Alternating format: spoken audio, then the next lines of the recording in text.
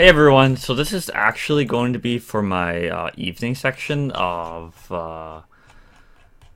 Biz 237. I just wanted to give you guys a quick overview of pivot tables again, and I'm going to do it in a very simple way.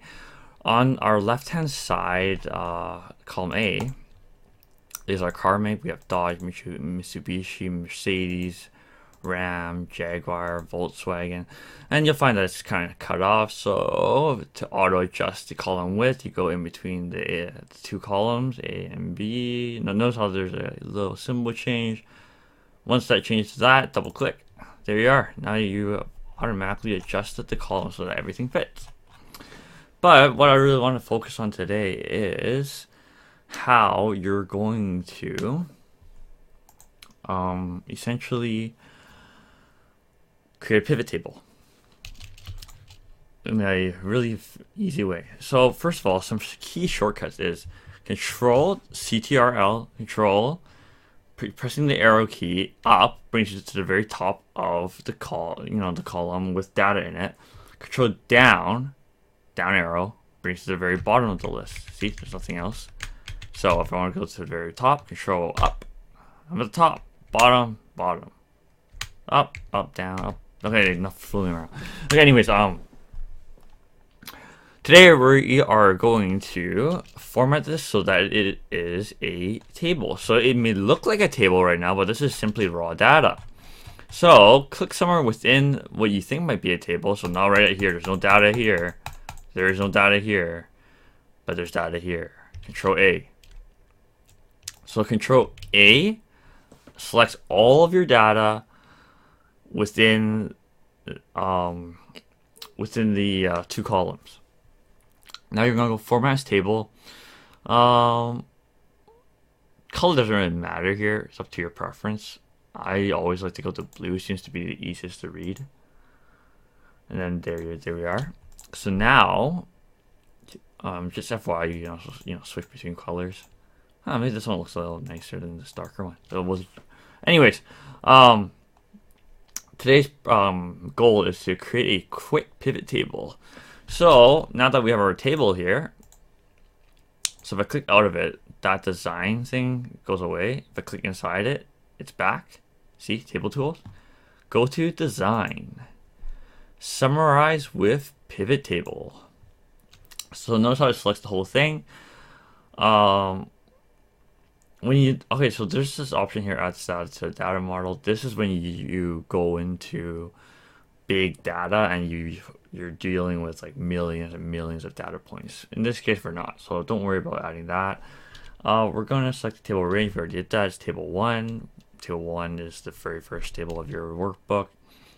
And then where do you want? So I just did a quick teleport here, and due to technical difficulties and not feeling too well while doing this video, feeling kind of nauseous actually.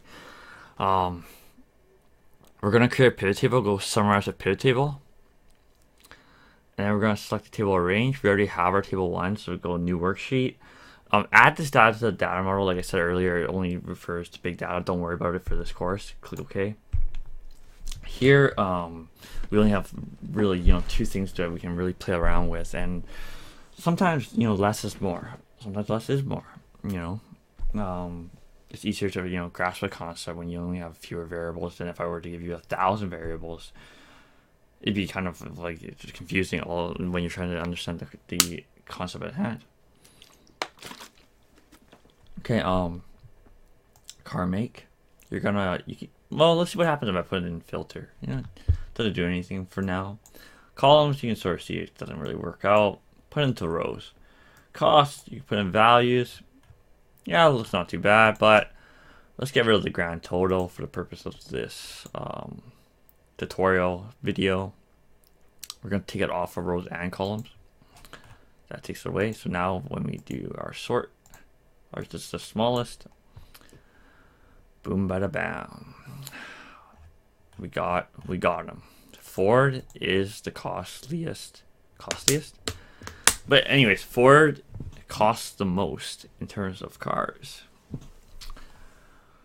We go analyze, pivot chart, because we want to visually represent things, but it's all in blue. What do I do? Okay, put your car make again through your legend and series. Now, if you expand your chart,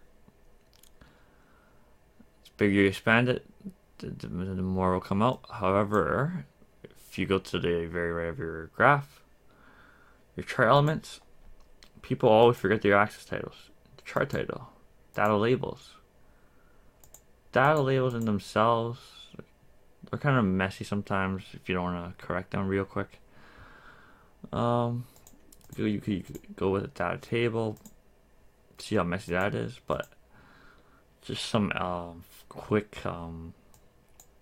tips and tricks for your assignment too. Yeah. So,